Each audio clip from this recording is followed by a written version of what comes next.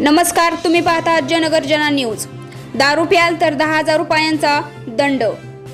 दक्षिण सोलापूर तालुक्यातील दरगणहळ्ळी ग्रामपंचायतीने ग्रामस्थांच्या एकमताने एक महत्त्वाचा निर्णय घेतला आहे।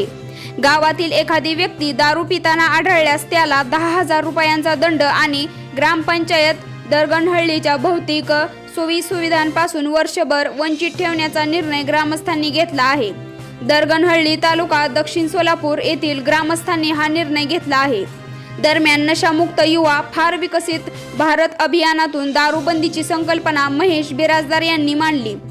दारूमुळे उद्ध्वस्त होणारे संसार, दारूमुळे आरोग्यावर होणारा परिणाम आणि कुटुंबातील आनंद वृद्धिंगत करण्यासाठी दारूबंदी हाच एकमेव पर्याय असल्याचे बिराजदार यांनी यावेळी बोलताना स्पष्ट केले।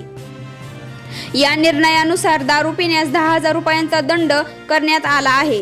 तसेच दारू पिणाऱ्या व्यक्तीला वर्षभरात ग्रामपंचायत आणि दरगणहळ्ळी भौतिक सुविधांचा लाभ मिळणार नाही।